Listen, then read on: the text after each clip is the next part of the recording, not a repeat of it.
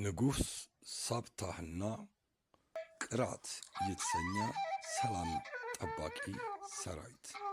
ንጉሥ ሳብታህ ከጥፋት ውሃ በፊት ኦሪ ወይንም ኦራም የተባለ የአዳም ልጅ ሰባተኛ ትውልድ እንደሆነ ይነገራል።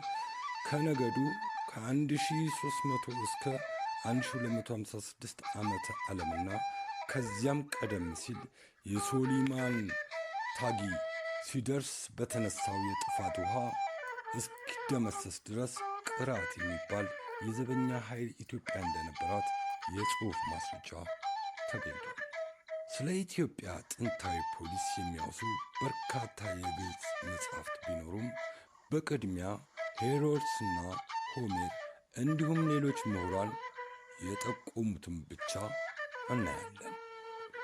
ጸሐፍት ከኢትዮጵያውያን ውጪ የውጭ ጸሐፍቶች ስለ ኢትዮጵያ ምን አሉ? ሄሮድስ ስለ ኢትዮጵያ ሕዝብና ግዛት በጻፋቸው መጻሕፍት ውስጥ ሀገሪቱን አስመልክቶ ሲገልጽ የኢትዮጵያ ትላልቅ ዝሆኖች፣ ዞጴ የተባለ ጠንካራ ዛፍ የሚገኙባት፣ በየሸንተረሩ ብርቱካን፣ ትርንጎ፣ ፓፓያ፣ በክረሎሚና የመሳሰሉ ሌሎችም ተክሎች የሚበቅሉባት ናት ይላል።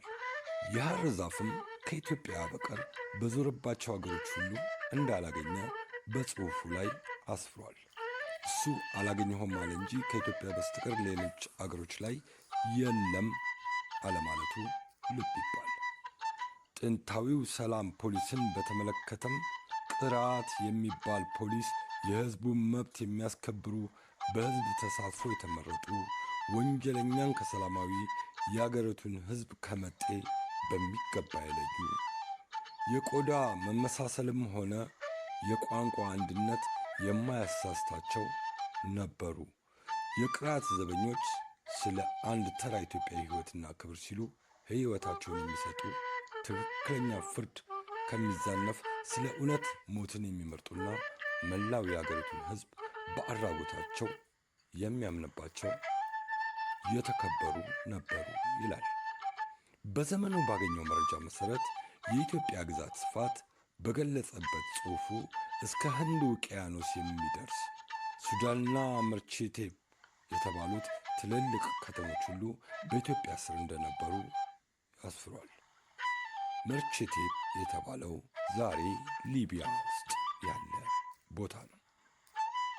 ሆሜር በፋንታው ስለ ኢትዮጵያ ባሰፈረው ጽሑፍ ላይ የጀግናው የአሸል እናት ቴቴስ ልጇ ወደ ዘመቻ እንዳይሄድባት ስታባብል የሰጠችውን ምክር አስፍሯል።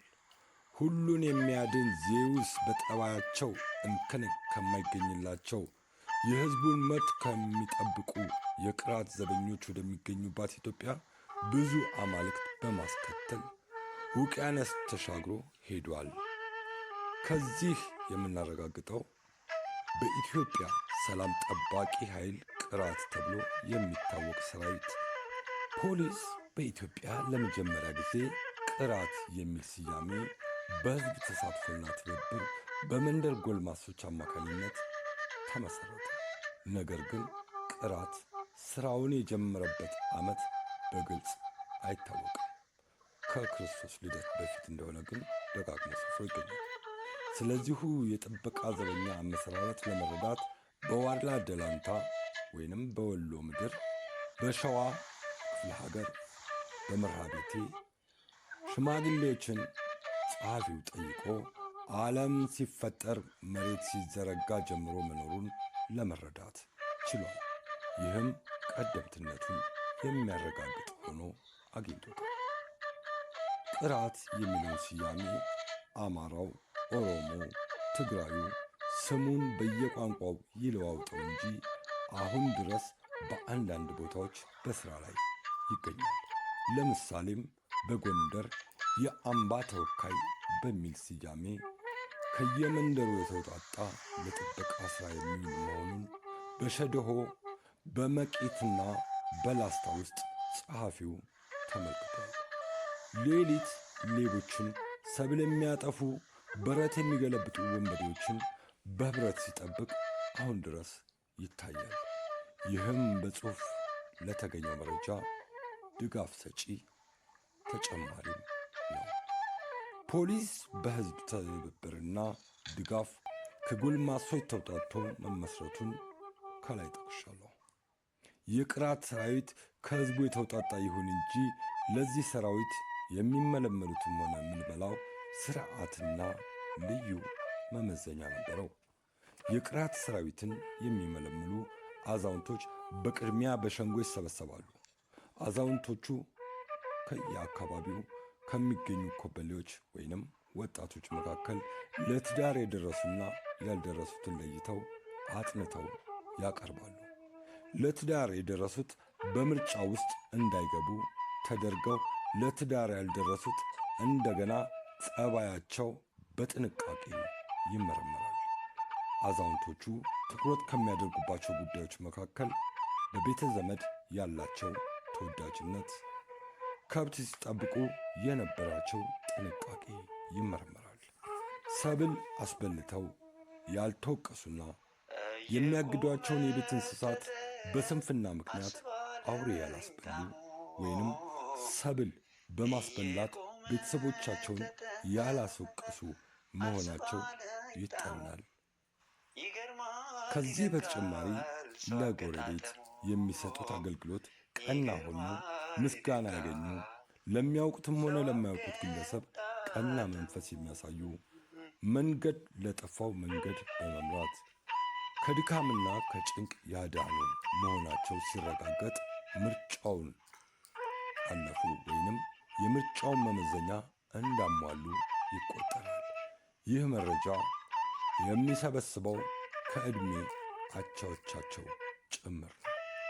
እዚህ ጋር የሌብነት አመል የሌላቸው መሆኑ ብርቱ ጥንቃቄ በመውሰድ ይረጋገጣል፣ ይመረመራል። ከዚህ በኋላ በተመልማዮች መካከል የዕድሜ መበላለጥ እንዳይኖር የዕድሜ ቁጥጥር በከፍተኛ ደረጃ ይካሄዳል። የሚያስመርጠው ዕድሜ 20 ዓመት ስለሆነ በዚህም በኩል ጥንቃቄ ይደረግበታል። ከላይ በተመለከቱት መመዘኛዎች የተመረጡት ለአስተማሪነት ወደ ተመደቡት ቀርበው የሸንጎ አባሎች በሙሉ ተሰብስበው መግለጫና ምርቃት ያደርጉላቸዋል። የመላው ሕዝብ ንብረት ጠባቂዎች ናቸው። ከዛሬ ጀምሮ የወላጆቻችሁ ልጆች ብቻ ሳትሆኑ የመላው ኢትዮጵያ ልጆች ሆናችኋል የሚል መመሪያ ይሰጣቸዋል። ለሰራዊቱ ብቁ ሆነው የተመለመሉት ወደ ሥራ ከመሰማራታቸው በፊት የተለያየ ትምህርቶችን፣ ስልጠናዎችን ይሰጣቸዋል። እነሱም ይከታተላሉ። በጨለማ የሚመጣ ሌባ ጨለማውን ተመሳስሎ አደጋ እንደሚያደርስ በሩቅ ዘመን የነበሩ አበው ያውቁ ነበር። አጥቂ ወንበዴ ወይም ሌባ ከጨለማ ጋር የሚመሳሰል ልብስ ስለሚለብስ ተመልማዮቹም ከጨለማው ጋር የተመሳሰለ የዛፍ ልጥ ልብስ ለመልበስ እንዲችሉ ለዚህ የሚሆነውን ዛፍና የልብሱን አሰራር ይማራሉ። ራስን የመከላከል ዘዴና በበትር ንዝሪያ ወይንም ምክቶሽ፣ በቀስት ውርወራ እንዳይጠቁ ምክክቶሽ ወይንም ቀስት መከላከል፣ ቡጢና ወለምታ ማለትም የቀስቱን በረራና ንጽጽር በማክሸፍ ከነፋሱ ንቅናቄ ጋር ተመጣጣኝ የሆነ ስልት፣ ተመጣጣኝ የሆነ እንቅስቃሴ ያጠናሉ። ከእይታ በተጨማሪ በኮሽታና በኮቴ አጣጣል ወንበዴን ለመለየትና ጆሮአቸውን አቅንተው ለመጠበቅ እንዲችሉ ከእንቅልፍ ለመሰወር የሚያስችል እጽዋትን ጠንቅቀው እንዲያውቁ ይደረጋል። እሳት መሞቅና ዓይንን ከእሳት ላይ ማተኮር እንደሚጎዳ ይማራሉ። የዚህ ትምህርት አስፈላጊነት ዓይናቸው ፈዞ ሞጭሙጮ ችግር እንዳይደርስባቸው ወደ ጨለማው ትኩር ብለው ማየት እንዳያቅታቸው፣ እንዲሁም እሳት መሞቅ ከለመዱ ብርድ ስለማይችሉ ቆፈን እንዳያሸንፋቸው በማሰብ ነው። የችቦ አሰራርና የአበራር ዘዴ አንዱ የትምህርቱ ክፍል ነው። ሌባ ወይንም ዘራፊ ቢመጣ በችቦ ብርሃን ማባረር እንዲችሉ ለረጅም ጊዜ የሚቆይና የማይበታተን ጠንካራ ችቦ ማዘጋጀትን በበቂ ደረጃ ይማራሉ። ጠባቂዎች በሙሉ የዋሽንት መንፋት ችሎታ እንዲኖራቸው ስልጠና ይሰጥ ነበር። ዋሽንት መጫወቱ ወንጀል ከመፈጸሙ በፊት ሌባው ጠባቂ እንዳለ ተገንዝቦ እንዳይቀርብ ለማድረግ ነው። ሌላው ትምህርት ዶሮ የሚጮህበትን ሰዓት በመከታተል ሰዓቱን በሚገባ ለማወቅ የሚያስችል ነው። ከዚህ ጋር ዶሮ ምንጊዜም ቢሆን ከሰልጣኞቹ ጋር ሌትና ቀን ሳይለይ አብሮ እንዲሰለጥን ይደረግ ነበረ። ዶሮ በተፈጥሮ ውስጥ ሰዓት ማወቅ ስለሚችል የዶሮን ጩኸት ከከዋክብት አወጣጥ ጋር እየተከታተሉ 6 ሊመጣ ይህን ያህል ደቂቃ ወይንም ቀረ፣ 7 ሊመጣ ይህን ያህል ሰዓት በማለት እንዲያጠኑ ይደረጋል። የዶሮን ጩኸት ለተራ መቀየሪያና እንዲሁም እራት ለመብያ ለአንዳንድ እንቅስቃሴ ለመጠንቀቅም ይጠቀሙበት ነበረ። ትምህርቱ የሚጠቅመው የሰዓት መዛነፍ እንዳይኖር ለመጠንቀቅ ይመስላል። ከስልጠና በኋላ እያንዳንዱ ቡድን የሌሊት ስራውን ሊያከናውን አብሮ የሰለጠነውን ዶሮ ይዞ ይጓዛል። ሌላው ትምህርት እያንዳንዱ ወጣት የሥራ ረዳት የሚሆነውን አዳኝ ውሻ አብሮ ማሰልጠን ነበረ። የሚሰለጥነውም ውሻ ወደ ሥራው ሲሰማራ ሌባን ወይንም ወንበዴን ሳይነክስና ሳያደማ በአፋራ ሽታ ተከታትሎ እንዲይዝና ለቅራቱ እንዲያስረክብ ሆኖ ይሰለጥናል። የሰለጠነው አዳኝ ውሻም አብሮ ይጓዛል። ተግባሩም ያሸመቀን ወንበዴ በማሽተት በተማረው ትምህርት በቅስፈት እንዲጠቁም ጸረ የቤት እንስሳትን ተከታትሎ እንዲይዝ ነው። ውሻው ቆቅም ሆነ ሌላ እንስሳ ተከታትሎ ከያዘ በኋላ ሳይገድል ክንፉን ወይንም እግሩን ይዞ የማቅረብ ችሎታ ነበረ። ሰው ከሆነ ግን ድመት በአይጥ እንደምትጫወተው ሁሉ ሰውየውን በዘዴ ካዳከመ በኋላ የደከመው ሰው ሳይንቀሳቀስ ይያዝ ነበር። ከላይ የተጠቀሱትን ተግባራት ትምህርቶች በሚገባ የፈጸሙ ወጣቶች ወደ ሥራ ይሰማራሉ። የሰራዊቱ ተግባር የሥራ ስምሪቱ የሚካሄደው በጓድ በመከፋፈል ከምሽቱ 3 ሰዓት እስከ ሌሊቱ 6 ሰዓት፣ ከሌሊቱ 6 ሰዓት እስከ ንጋቱ 12 ሰዓት በመፈራረቅ የመንደሩን ጸጥታ ያስከብራሉ። ቅራቶቹ ማንኛውን ወስላታ ከያዙ አጣርተው ክብደት አለው ብለው የሚያምኑበትን ለመንግሥት አስተላልፈው መንግሥት አስፈላጊውን እርምጃ እንዲፈጽም ያደርጉ ነበረ። ቅራት የተቋቋመበት ዋናው ዓላማ አርሶ አደሩ የቀን ሥራውን ሲያከናውን ውሎ ሲተኛ ሌቦች በረት በመስበር የቤት እንስሳትና ጎተራ እህልን በመገልበጥ ያደርሱበት የነበረውን ችግር ለመወጣት ነው። ይህንንም አባ ቢንያም ባዘጋጁት ሰርክ ህብስት ያለ ምክንያት አይቆረስም በተባለው የግዕዝ ልሳን ላይ አስፍረውታል። መንግሥት በሕዝብ ላይ የሚያደርገው ጫና አግባብ አለመሆኑን በመጠቆም ሕዝቡን መስለው ይነሳሉ የቅራት ፖሊሶች።